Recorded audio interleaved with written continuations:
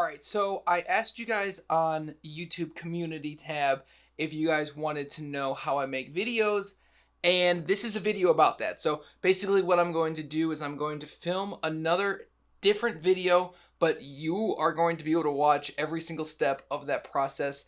I normally film all my videos on this guy right here, the Panasonic Lumix GH5, and this is going to be filmed on the Canon M50. So if the quality is like a little bit worse, get over it. All right, so to start, we're going to go over like the full process of how I do these things.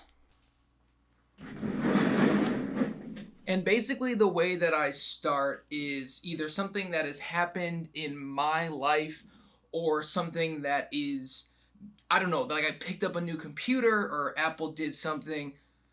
I do a lot of Apple stuff. A lot of my non-Apple stuff doesn't do very well. So I pick a topic that I think is going to be interesting and that I'm interested in, and I think that the more interested I am in a topic, the better. So today we're going to be talking about and filming a video about why I'm selling the 2018 MacBook Pro. I'm selling it. I have my decisions as to why. You will have already seen that video, so you'll know why, but this is the process of making that video. I also have another technique of where I will write stuff down in this journal right here. And basically what I do with this is I will keep a pen in the journal. I got a nice pen. I just sort of recently started doing this, and I'll write down topics about what I'm going to possibly film at or to film about that night. Now that I have the idea for the video, I want to start filming the video. So what I will normally do is I'll sit down in a corner and cry for like 3 to 4 minutes because I feel like I'm clickbaiting, and then I'm like, oh my god, I don't want people to think I'm a sellout, and then I eventually just get over that and start filming the video. And where I film the video is not in this studio anymore. This is a totally different space. This is where I just edit my videos now. You can see that right there. I'll go over that in a little bit, but I'm going to actually go downstairs into the basement, and that is where I have an entire setup set up. So I will see you down there.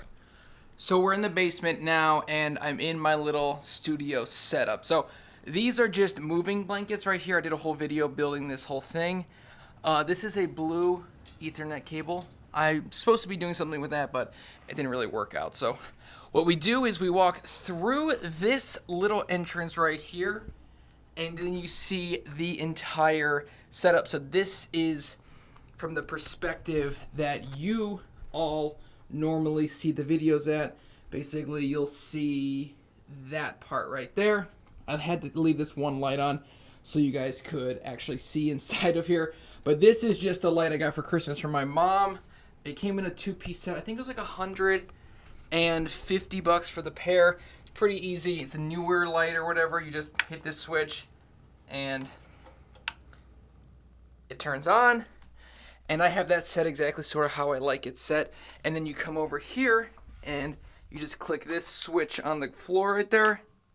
And then this is supposed to turn on. Okay, so the light bulb died. So I click that on down there, and that turns on that light back there. The reason that light is there is because lighting in the back of a video behind you adds some depth to the scene. Same with these walls. You can sort of see the texture of this. It looks a little bit better, in my opinion, if you could see like what's going on behind the person.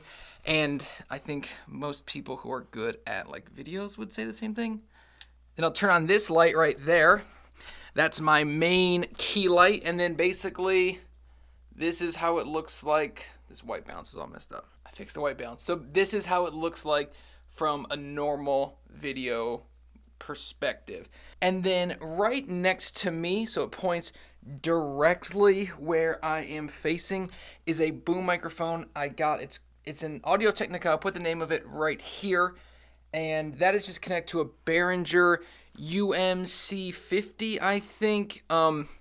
Basically, and then that'll connect to my laptop, which I have the cable and it sits right there. And everything else on the walls is just used for noise isolation. So noise isolation. This right here, noise isolation, noise isolation, noise isolation. All that stuff is just used so it doesn't echo quite as much as it used to down here. And then I'll sit down, talk about the video, cry for 3 minutes, and then when I'm done with that, what I'll do is I will take that setup right here, and then I will actually walk that back upstairs, import the footage, and then start shooting the B-roll of the product that I'm talking about in the video. And I think that's probably the reason you came to this video. So you only stuck around for a few minutes.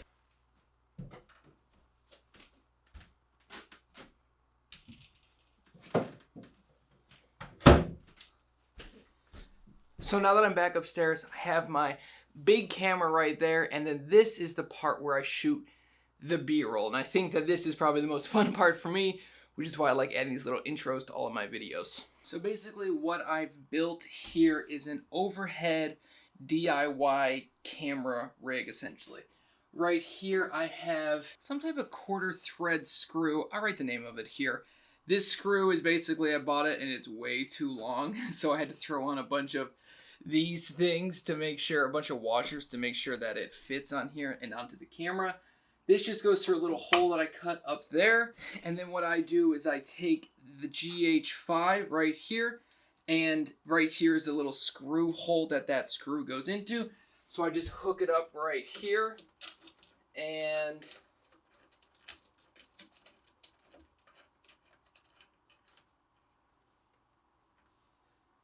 it's as easy as that. And then I can put a product like the 2018 MacBook Pro right underneath it. I can always just eyeball it from here, and the GH5 screen spins over there. And then to get lighting, like nice soft lighting, I have these, I think these are just paper lanterns. I saw a Matt Diavella video where he had, or was using this lighting to like light up his setup. So all I have to do is, there's a little outlet thing on the wall, a power strip right here. All I have to do is flick this switch, and then it's really well lit. And that is obviously routed to this right here, which is routed up, over, down, and around to that outlet. So you make do with what you have. This closet was a perfect space for this. I just built this whole thing. It was pretty easy to build. Just a bunch of screws and some type of stain, and it's pretty easy. And then behind this, you can see there's this blue paper back here, which can roll down.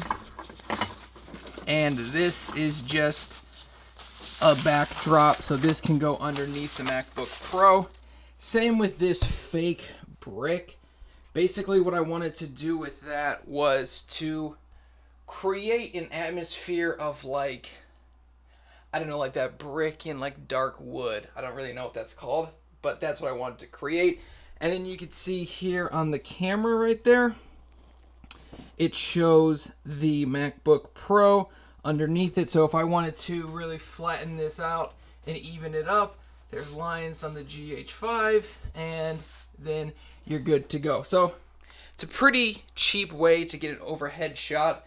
And that is one of the ways I get B-roll. It's really nice. I love overhead shots because they're so easy to set up for me. It takes me literally like 30 seconds to get this all set up. So now that I have the overhead shots done, what I'll do, I can't get comfortable. What I'll do is basically a lot of the time, I'll film the video, and then when I'm done with the video, I just sort of mark what B-roll I want to shoot. So if I'm talking about the touch bar on the MacBook Pro, I make sure I get some overhead touch bar shots, and I'll make sure I get some moving touch bar shots over here in the, this is what I consider the B-roll desk. This I always try to keep clear.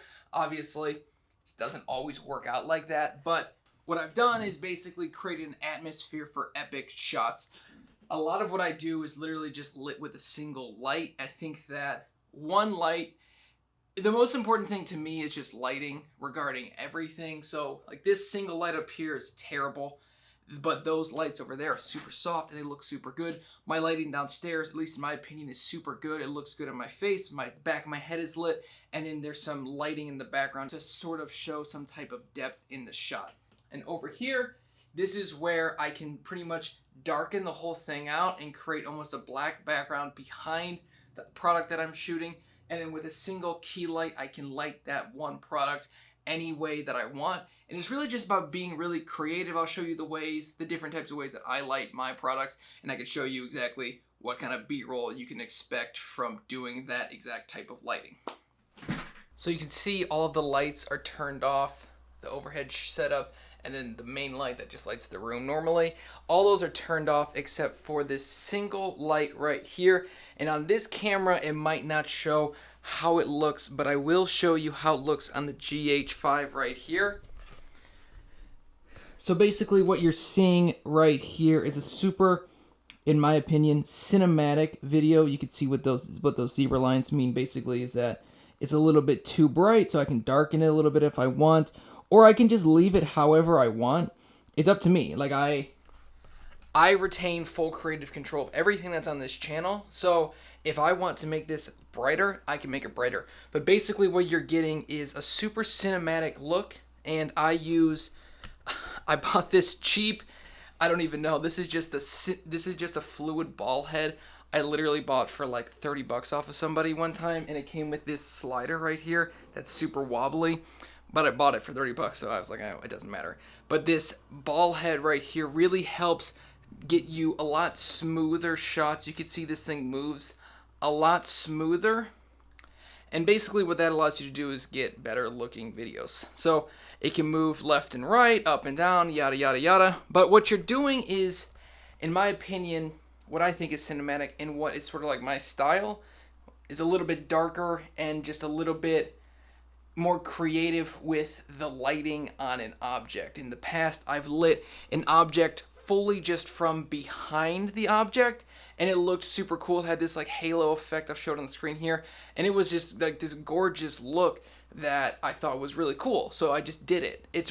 You have full creative control, but what I do to get like the cinematic look is a single light right here shining super bright onto the product that you're trying to shoot. And then if you turn down your ISO and everything looks better, you can see even right here that looks super, super cinematic. Obviously, these are just videos for YouTube. I'm not putting these out on some big screen, so it doesn't look perfect all the time. But then I'll shoot those in 120 frames per second on the Panasonic GH5.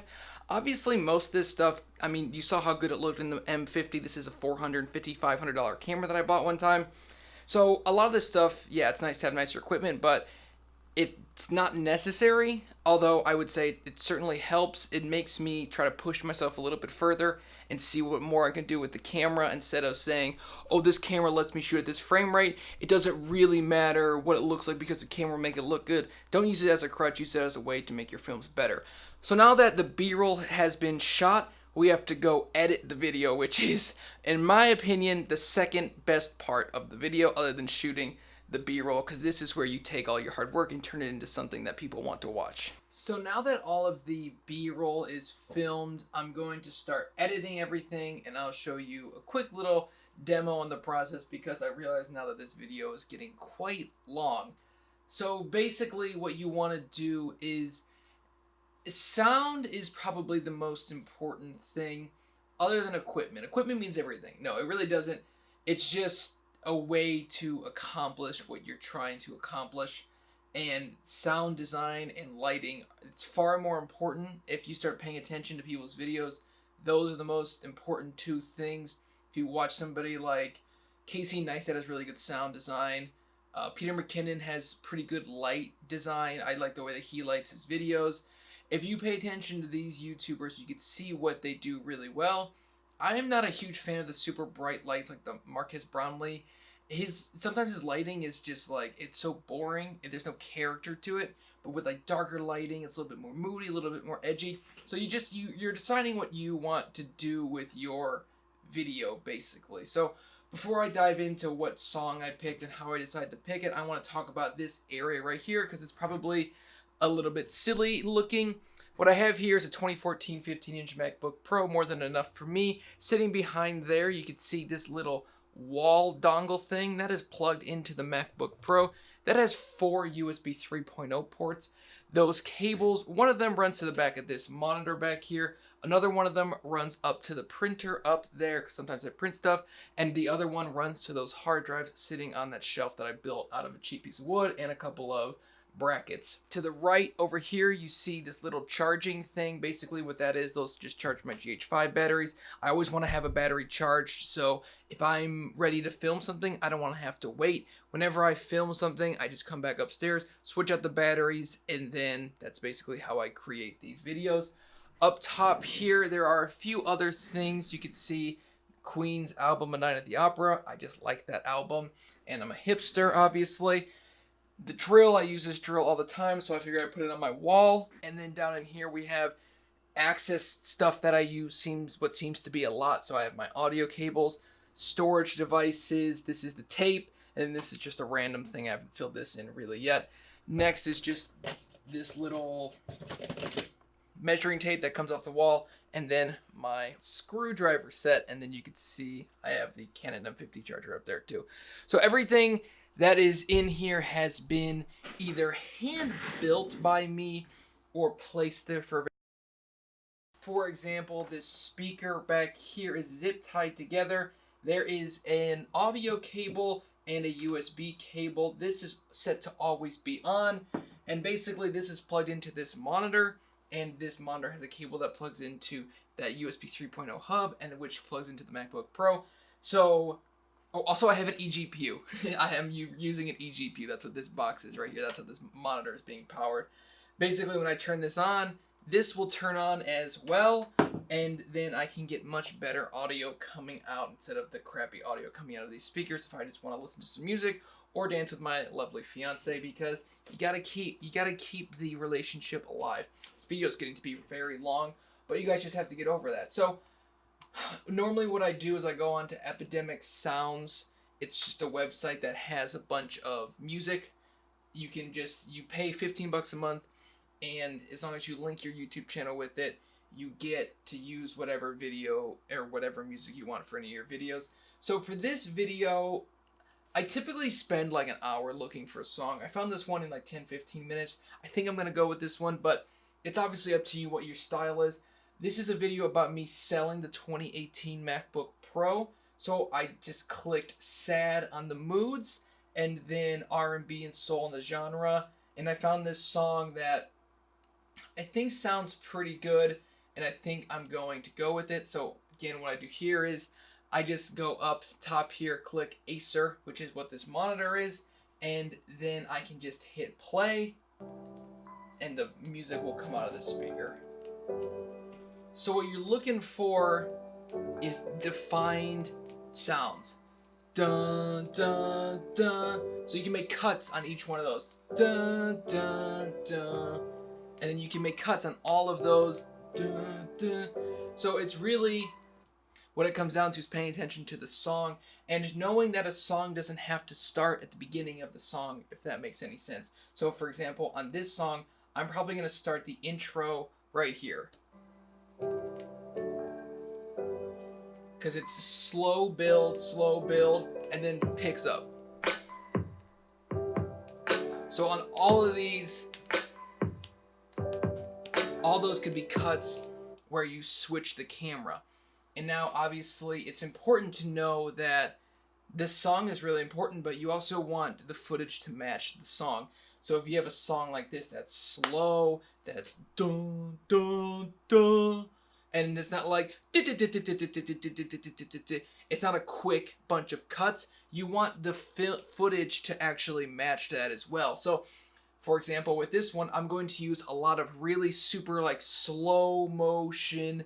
I want very minimal movement on each one of these clips that I place inside and on this audio track. So what I'll do is I open up Premiere Pro, and I'll just scroll to a spot on the timeline where it's empty. And then basically what I'm doing is I'm just dragging and dropping this, I'm dragging and dropping the song into the timeline. And you can actually see right here, if you look closely, you can actually see all of these little points right there. And those points are those defined spots where it's a harsh noise, like it's a beat, it's like a dun dun dun. So you can listen right here. Dun, dun, dun.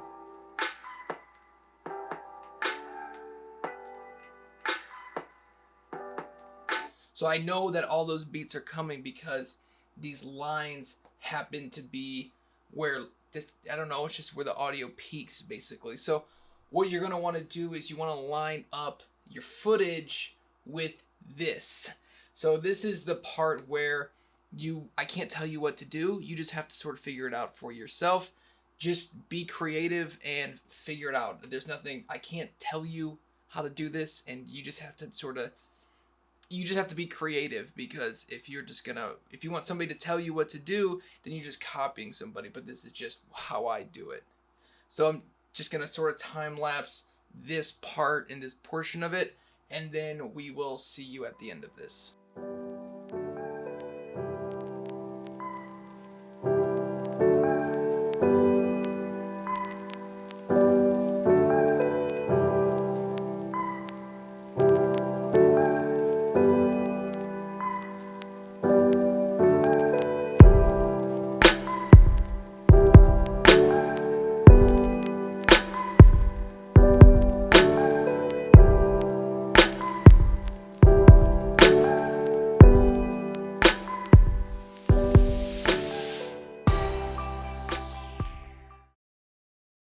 So as you can see, basically what I've done is I've taken what is a lot of the beats, and when there is, and not even a beat, more of just like a noise, the noise level goes do, do, do. I think that's a beat. I don't know. I'm not an audio guy.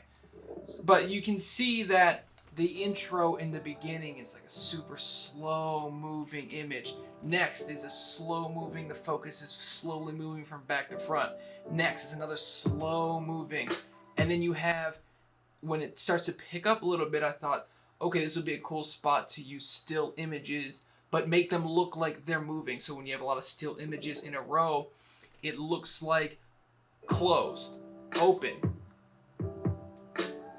That last clip right there, the last two, it's like closed, open, side, or front again, and it's open, and then it's closed in the same exact spot. So you can take clips. That clip originally was just me opening the MacBook Pro, but you could take the beginning and the end of that and turn it into something that looks like it's opening and looks like it's closing. So do, and then again, slows down, slow moving image, slows down again, still slow moving money shot, and then on the beat the text comes up, and then the song itself starts to pick up, unfortunately.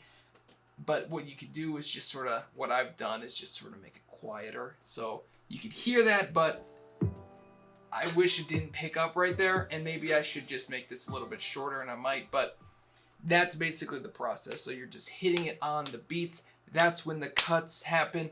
If you cut on a beat, the ears sort of trick the eyes into thinking that it's not cutting. If you were to watch this without really knowing that this was like intentionally done, these images that are just stills look like they're part of they look like they're moving, but they're not. They're just still images. They're literally just essentially pictures, but the whole thing looks like it's like closed, open, side, open, closed. It looks like it's a moving image. So that's what a movie is. It's just a bunch of moving images in a row. 29 frames per second, just 29 images taken per second, and they're just mashed together. And those 29 images each second create a moving image in a moving video. So that's how it's done. This is an exceptionally long video. If you thought this video helped, let me know in the comment section down below. I obviously would more than love your feedback about this video. If you have any questions about the setup, why it is the way that it is, why there's cables all over the place, you're welcome to ask me. I can answer that in another video, or I could just answer the comment with the comment in the comment section. But that's it. That's not really an office tour. I'd like to do an office tour here in the near future, but I thought this was a cool way for you guys to just sort of see how a video is made. It's not a super short process, but what I've done, I've sort of trimmed off a lot of the fat, so my process now is super duper easy, super duper easy. I think that if there's something that you really love to do, especially creating, you should make sure that there are the least amount of things in the way from start to end. If you are a painter, make it so easy to get a paintbrush, get paint, and start painting on your little easel or whatever. Or if you are somebody who writes code, make sure it's easy to sit down and just start coding at your computer. Or if you're somebody that creates music, make sure it's easy to sit down at your piano or sit down with your guitar, stand up with your guitar. Make sure that it's super functional, easy. The cables running around the place, I kind of like the way it looks, but in reality, it's just a pure functionality thing. It's super easy for me to, instead of using this specific laptop every single time, this is built in a way where I can have multiple different laptops here at different times of the year. So if I switch this laptop to a different laptop, I can just plug it in and I'm good to go. So everything I've done is super simple and functional, and I think that you should definitely consider to do the same thing with your setup for whatever you're creating or whatever you're making. And whatever you're doing, just don't give up, because my videos sucked in the beginning. They're not the best videos of all time now, but you can definitely see an improvement. So thank you guys for watching this video. I'll see you in the next one. Let me know if you like this type of video. I know this is super long. I'll try to trim it off a little bit, but I think it's all important information that I'm just going to leave in there probably. So hopefully all this helps, and I'll see you guys in the next one. Peace out.